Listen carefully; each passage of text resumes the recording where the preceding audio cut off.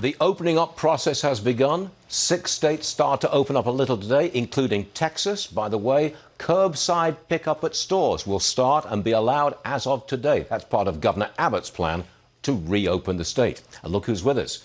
The senator from Texas, one of the two, the great Ted Cruz joins us now. Sir, it's great to have you on the show today. Thanks for coming along. Now, Stuart, good morning. Good to be with you. We're trying to open up, but do it safely at the same time. Obviously, it's a balance. You think Texas has achieved that balance?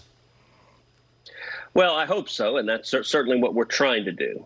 We have nationally, we've got two catastrophes playing out simultaneously. We've got the global health pandemic, the coronavirus pandemic, which is serious. And across the country, we've taken extraordinary steps to flatten the curve and slow the spread of the disease. But we also have an economic catastrophe. We have 26 million people who've lost their jobs. We have small businesses by the millions on the verge of going bankrupt. And so I'm glad Texas is moving forward with allowing businesses to open, allowing people to go back to work. We need to do so as fast as possible, consistent with the science, consistent with the medical professionals' advice about how to slow and how to mitigate the spread of the virus. Okay. How do you feel about another stimulus or rescue package? I know it's being talked about, but some Republicans want a pause. No more of this spending. Where do you stand on that, Senator? We have spent more than enough money. We cannot spend our way out of this. We've spent now nearly $3 trillion. We've spent 15% of our total national debt. Enough is enough is enough.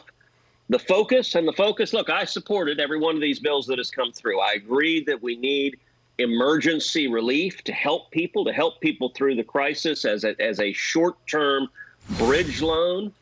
But none of the spending that we've spent, there's a reason I don't call it a stimulus bill. It wasn't designed to fix the problem. It was simply relief to people who were hurting through no fault of their own. We need to give this money some time to be spent. But more fundamentally, we need to restart the economy. And so what I'm interested in, we're expected to be back in session in 2 weeks. When we come back, what I think we ought to focus on is not yet another relief and spending bill, which seems to be what Nancy Pelosi wants to do, but instead a recovery bill, a bill that is designed to help small businesses that are finally reopening their doors, finally seeing customers come back, putting in place policies to help those small businesses grow and regenerate the jobs and get the 26 million people who've lost their jobs back to work. When do you think we can get back to economic growth? Third quarter of this year? Fourth quarter of this year? When can we get back? It depends on how quickly we manage to control the spread of the virus. Look, the process of reopening is going to vary geography by geography. It's not going to be uniform, and it's going to depend upon the medical science. So New York City, what has happened in New York City has been horrific and heartbreaking for the entire country. Nobody is suggesting that New Yorkers should return to work tomorrow. The right. Situation and facts on the ground don't make sense there.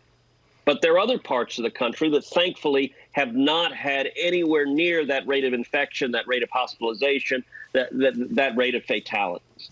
I think in other parts of the country, like Texas, we should be protecting those who are really vulnerable. We should be protecting the very elderly. We should be protecting those with very serious health conditions.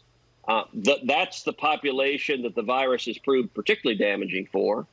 But for everyone else, for young, healthy people, they ought to be getting back to work, driving the economy, moving towards economic growth. Now, it in all likelihood won't be exactly the same as it was 3 months ago. We may well be using PPE. We may well be wearing masks and gloves.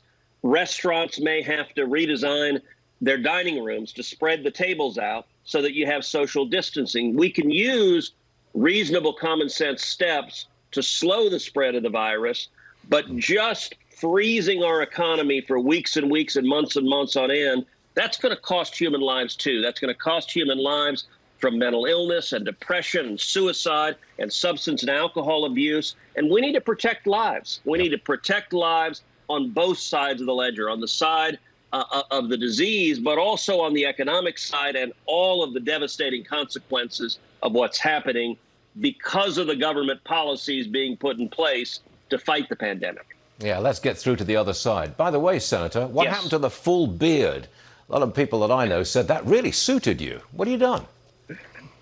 Well, it's the same as it always has been. The hair's a little bit longer. I haven't had a haircut in a couple of months, Me too. but the beard has been largely unchanged for about 2 years now.